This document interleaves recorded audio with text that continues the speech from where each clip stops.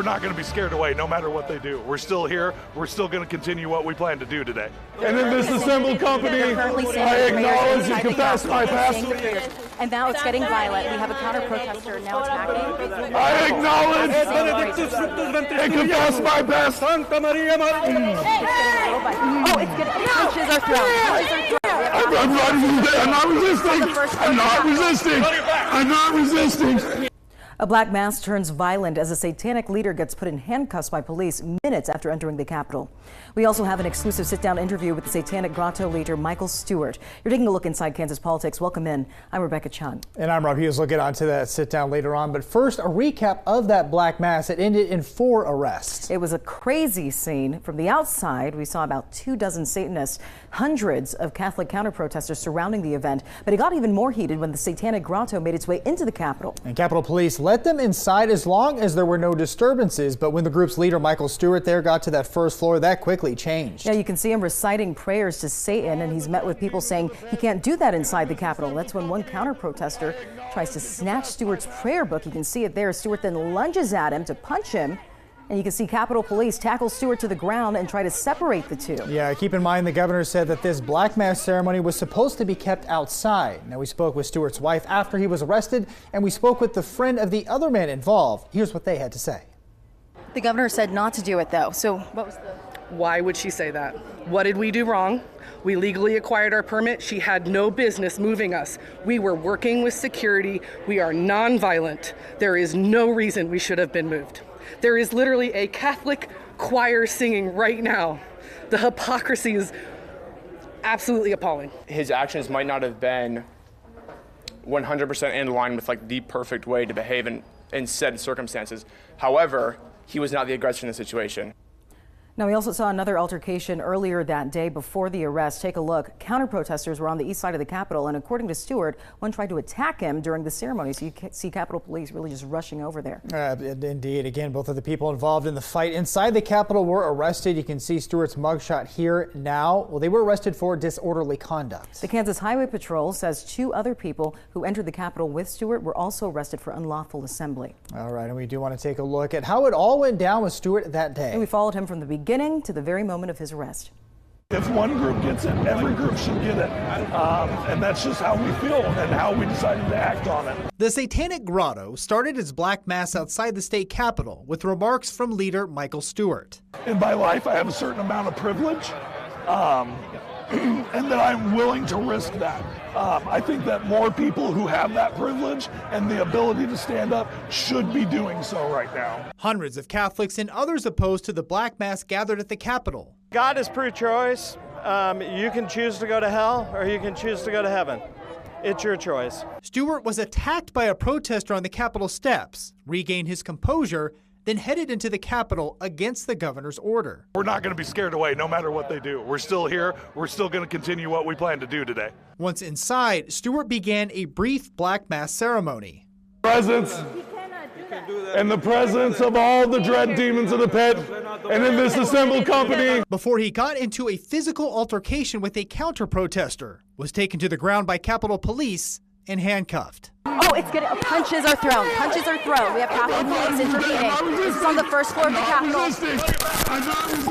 But he tells us that was for a bigger purpose and the ending that he planned for. As a community, as a state in Kansas, do we all do protection from it and there's none in the public square? Or do we all get our piece and are all get a chance to do it? And that's really what we're here for today.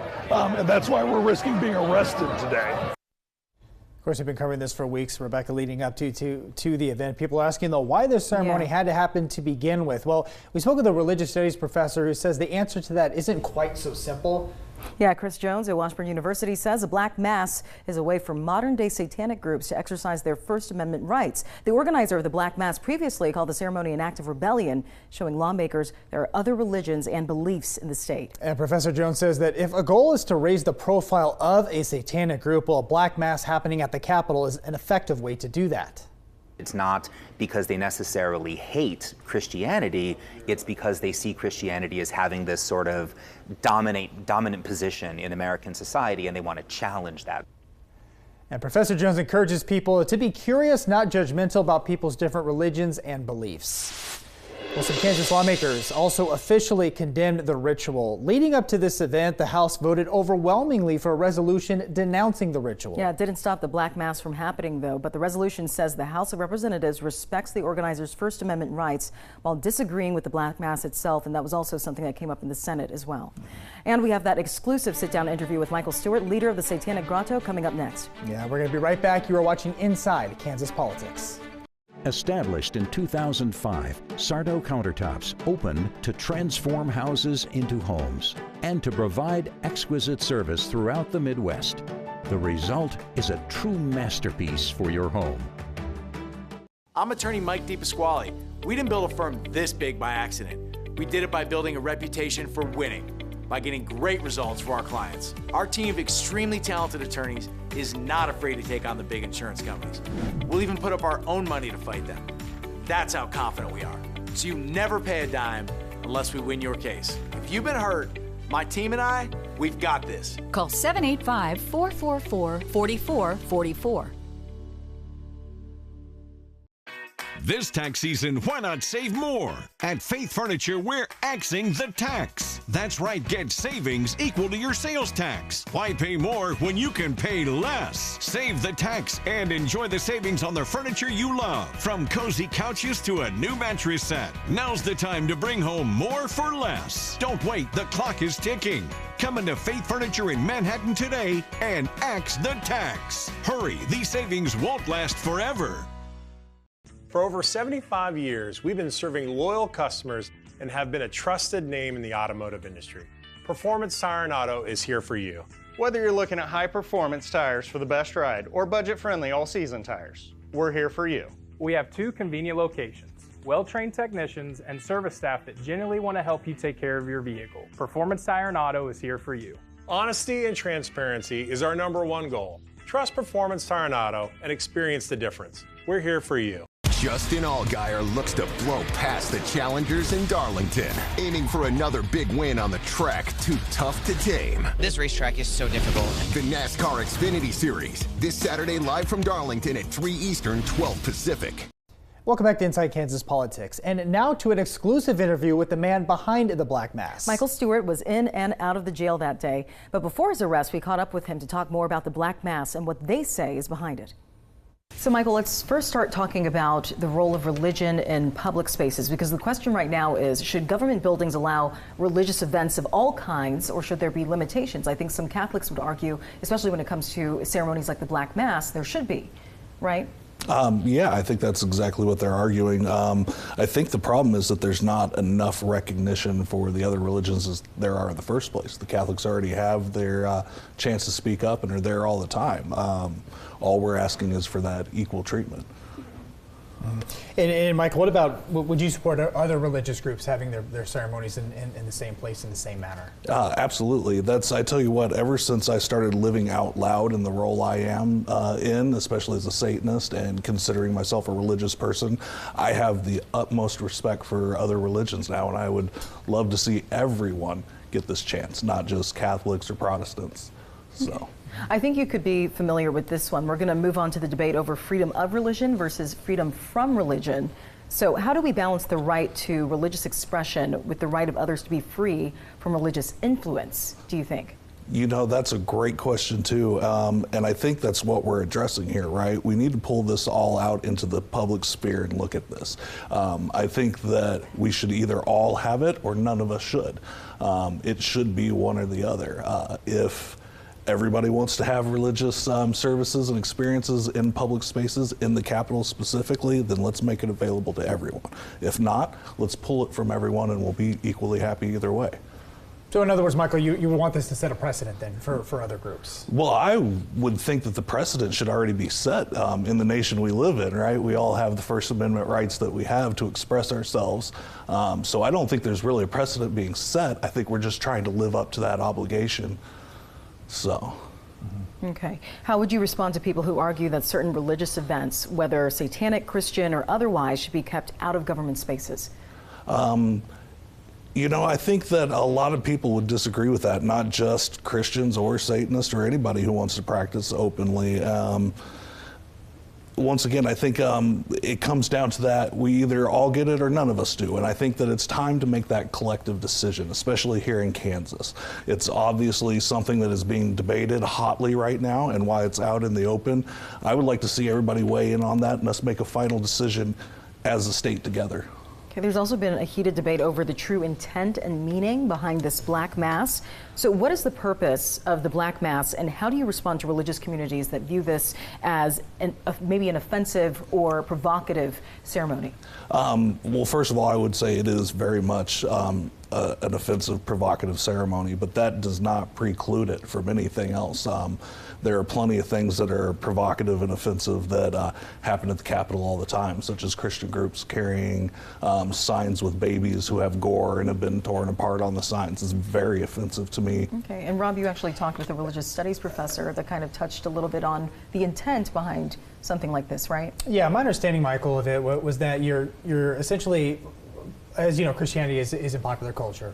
Whether somebody is a Christian or not, they're familiar with it. And essentially, this act, this Black Mass, is showing others an alternative of what's out there. Maybe they're agnostic, atheist, or they're not Christian. So can you just talk a little bit about the intent behind it, aside from the Black Mass itself? Yeah, I think that really what we want to do as a group, and this translates very well, is just inspire people. Inspire people to take up their own cause and their own fight in the niche that they feel, that they fill up, right? The grotto specifically can attack this thing. We can specifically put ourselves in a way that affects this specific subject. And I would just say, no matter what group you're a part of, no matter if it's religion, politics, whatever it is, find that niche, find that thing locally that you can work on, you can expose, and just go for it. Just do it. Perhaps maybe a little out of context, Michael, but as you know, throughout history, there's been acts of civil disobedience. There's been similar types of events to where they're trying to achieve a purpose, whether it's politically, whether it's a new law, existing laws. Could you just speak to that? If the opportunity presents itself to perhaps perform an act of civil disobedience, would you and your followers be willing to do that? Yeah, I plan on very much doing that myself. Governor Laura Kelly has forbid us from going inside and doing this, and I will go inside and do it. I have encouraged folks not to follow me unless they understand what they're getting into, because it will be an illegal act. It is civil disobedience. I do expect to be arrested, but maybe in this time and space, it's time for people to start risking that and start making their voices heard. And just a quick follow-up, if I could, like I said, with civil disobedience, the purpose is to be arrested, essentially. But what greater cause is there a law, or just what do you want to happen long term from your willingness to do that? Long term, I'd love to see Kansas start treating everyone equally in this manner. How we use our spaces, our freedom of speech, all of that. I would like to see us all live to that same standard instead of just allowing passes for one particular religion. Okay. So. How do events like this, do you think, shape the perception of religion, government, and individual rights? I think they just call attention to them, and that's one thing I've learned in my career, community organizing. The best thing you can do is just shine light on something, drag it out into the open. If you have to make a mess about it, you make a mess, and then you let everybody judge for themselves. And that's the best we can do sometimes, and that's what I'm hoping to accomplish. What was probably the most shocking thing that you felt has been brought on by this whole experience leading up to the Black Mass ceremony, after the ceremony, all that? Probably the collusion between the Kansas legislature and the Kansas Catholic Conference. They very much made an effort to be very sneaky, very underhanded in trying to sue us and pass laws to prevent this from happening, prevent it from happening at all, period, not just within the building.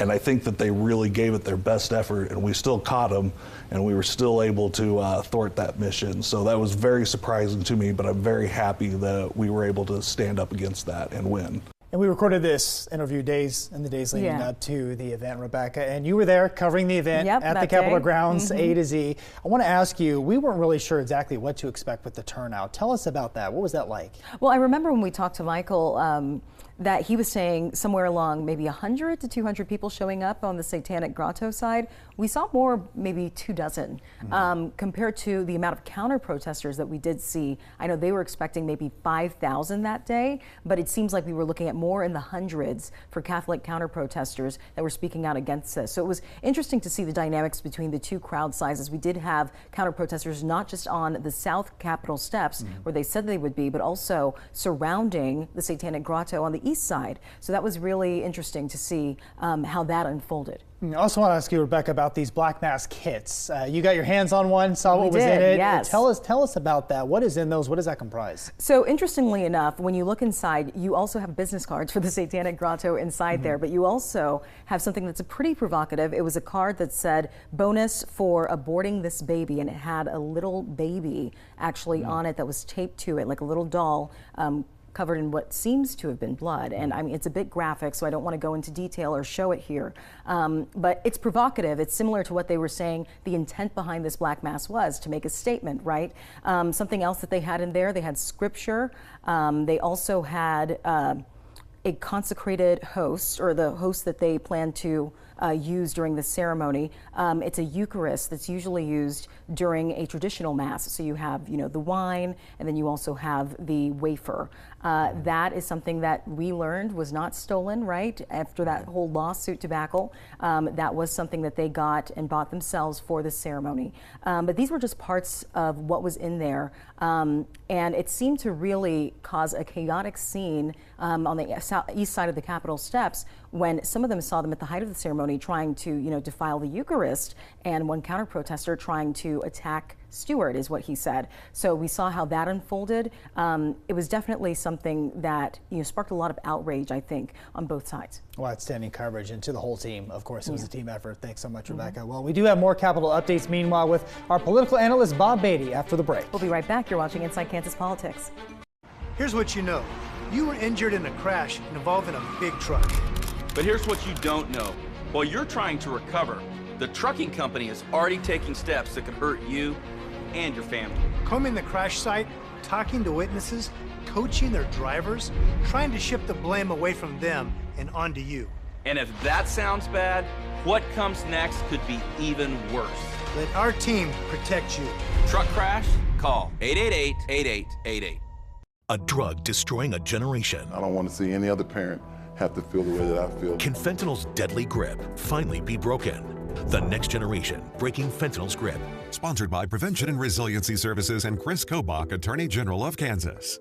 CPR is taught in many Kansas schools, but some schools face challenges providing this life-saving training to their students. The American Heart Association is thankful that the Kansas legislature is considering funding so that schools have the equipment that they need. Help empower students and staff with the power to know what to do in an emergency.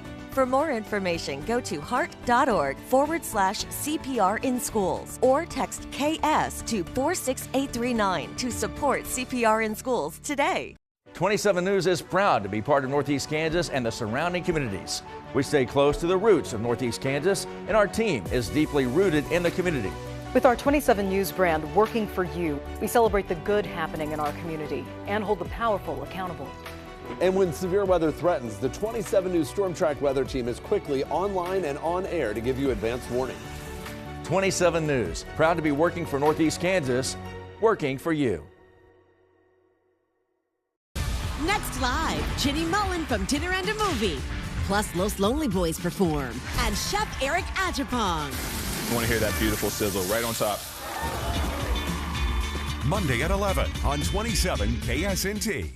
Welcome back to Inside Kansas Politics. We're back now with some key takeaways from this week at the State House. Regular session is now wrapped up, though, but even before the deadline, we had some big bills passing the legislature. That includes Kansas officially eliminating the 3-day grace period for mail-in ballots. Now, if your ballot isn't in by 7 p.m. on Election Day next year, it won't count. And Kansas already has one of the shortest windows for these ballots before they get to the election office, and mail ballots are not sent out until 20 days before the election. But with the grace period going away, it is unclear what impact it could have. Now, in November, 11% of Democrats cast mail ballots in Kansas. That's compared to 6% of Republicans. But the Kansas Secretary of State says only about 2,000 of the 1.3 million ballots counted arrived during the grace period. And this came on the same day as President Trump signing an executive order to get rid of grace periods nationwide. And President Trump's order also requires proof of citizenship on national voter registration forms. If states do not comply with the new order, they will lose federal funding. All right, political analyst Bob Beatty joining us now. And Bob, first off, let's get into this new Kansas rule. What could this mean for Kansas voters and, you know, the ones that do choose to vote by mail? Well, what struck me was how few voters actually, did mail in their ballots that came in after Election Day. So it's not a lot of people. So not a lot of people will be affected. The critics of the bill argue that, yeah, it's not a lot of people, but there's, with the problems with the U.S. Postal Service, I think many of us have experienced that. The Postal Service is a lot slower than it has been. And just the argument, they argue that maybe somebody, actually gets it in just in a timely fashion, but the Postal Service has trouble delivering it, and then their vote won't count. And that's what a lot of people are arguing, is that they want every vote to count. The counter argument for this bill is that they want increased confidence in American elections, which there's a lot of other things that I would argue that could bring about confidence when really there's only a couple thousand mail-in ballots coming in late. And so in a sense, I sometimes think that focusing on these small little things like this bill is a way to go after quote-unquote election integrity without really going after some of the big issues that are really tough, such as the ideas of money in politics. So I don't think it'll have an impact, but there are going to be a few people that mail in a ballot in Kansas, maybe from western Kansas or wherever, and this could impact them. Their vote may not count. Bob, it's interesting, when I spoke with lawmakers who support this, they reference other states and what they do. Yeah. And how has it impacted voters, though, in those states in the election outcomes? So, that's a great question, because what we want to emphasize is that, and I talk to my students in my classes, I say, where does it talk about voting in the U.S. Constitution? And really, voting is a state responsibility in terms of rules and regulations. From the very beginning, the founders of America really did not want a king, did not want a central government being in charge of voting. That was left to the states. And so when you ask about the states, yeah, you see different rules all across the United States. You see some states, actually there's a couple southern states, that have early voting that goes up for almost a month ahead of the election. You have early voting. You'll have other states like California that will allow up to a week where mail-in ballots can come in. So 18 states do allow ballots to come in after Election Day, and obviously that's the comparison, but Kansas would no longer be part of that. Okay, let's also talk about Trump's new order. The first part, getting rid of grace periods nationwide, but then also requiring proof of citizenship on national voter registration forms. So we've seen similar legislation here in Kansas that would create extra steps to check for citizenship when it comes to voting as well. So how could Trump's order impact other states that may not have these rules in place? Yeah, it's an executive order. It's, I will say right away, obviously it's going to be challenged because the Constitution, sets out rules for voting in terms of age and obviously discrimination and those sorts of things, but the actual specifics of rules are left up to the states, at least so far. Donald Trump, he was elected, but he seems to be doing a lot of things by executive order. There are going to be some states that are not happy that the president is telling them how to run their elections, that they've set up the local rules. So, but if it does happen, 18 states would have to get rid of their rules that allow late ballots to come in. And obviously the proof of citizenship, a lot of states, including Kansas, have that as well.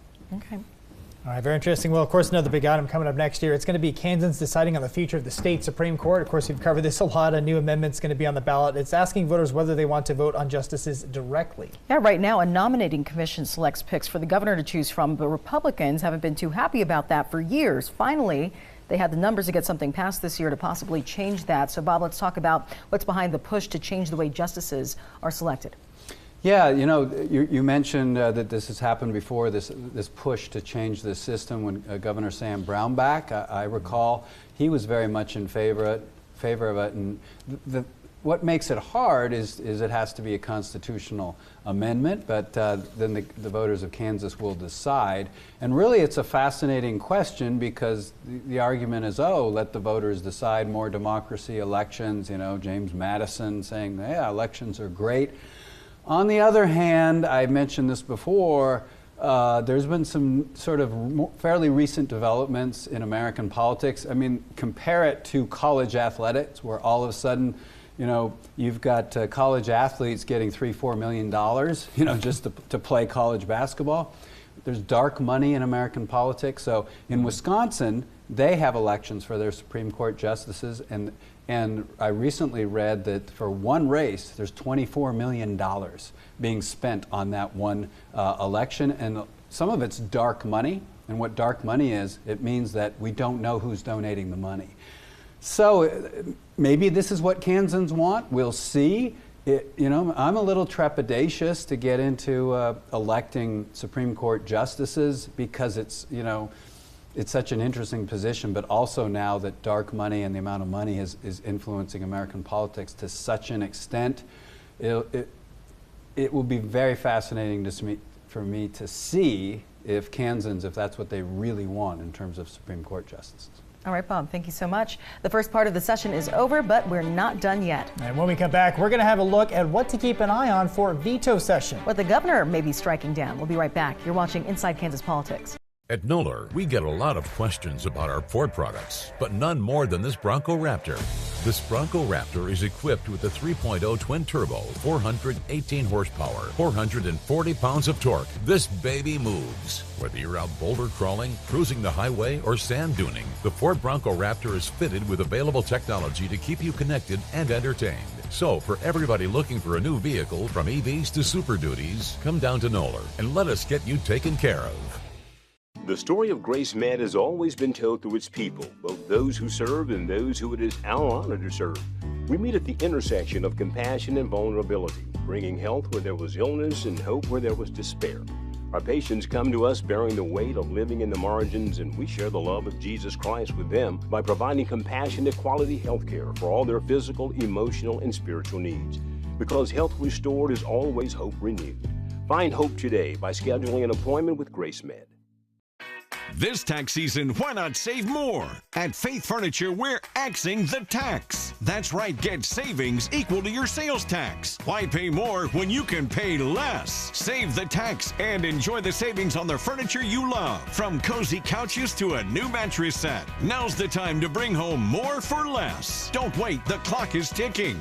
Come into Faith Furniture in Manhattan today and axe the tax. Hurry, these savings won't last forever. Let's go for a walk. Let's go for a ride. Whether you're shaping up a small yard or taking on serious acreage, let's go the distance. Shop in-store and online for 0% financing and instant rebates on select Steel mowers. Steel. Let's go mow. Welcome back to Inside Kansas Politics. Finally, a look ahead to the veto session at the State House when lawmakers return. They'll have a lot to take up for an override. They'll definitely have a lot. One bill heading to the governor would force people to pay child support before the baby's even here. Supporters say it provides critical support for pregnant single mothers. Opponents argue, though, that it sets a dangerous precedent. And to take it a step further, it also gives unborn children a taxpayer ID number. That means families could get a tax break. Bob Beatty here now. Bob, what are we expecting with this bill? Well, you know, you never can guess what a governor would do. I would guess that the governor would veto this because the critics believe that it's chipping away at abortion rights, and so that's my guess. But we never know in Kansas politics, right? Yeah, that's very true. What are some other bills do you think we need to keep an eye on that could potentially be struck down by the governor? Well, I'm going to quickly go back to taxes. I mean, the legislature, and Rebecca, you know this from last year, they really are intent on getting to that single rate and around 4% for income and corporate taxes. And I think that probably will come up again in a convoluted form of somehow getting to a single tax rate. And probably the governor would veto that. But let's keep our eye on that because it could appear almost at the last minute, a single rate for Kansas involved with somehow being involved with how much money Kansas is making. So we'll keep our eye on that one. All right, Bob, thank you so much. And that was your look inside Kansas politics. If you want to keep up to date on all things Kansas politics, then follow us on social media. Follow us on X at @InKSPolitics and on Facebook. Just search Inside Kansas Politics. And we're also going to post a full video on YouTube. Just search KSNT News and check out Inside Kansas Politics on KSNT.com for past episodes. If you have a story you think we should cover, please let us know. You can email us at ikp@ksnt.com. We'll see you right here, same time, same place. Have a good day.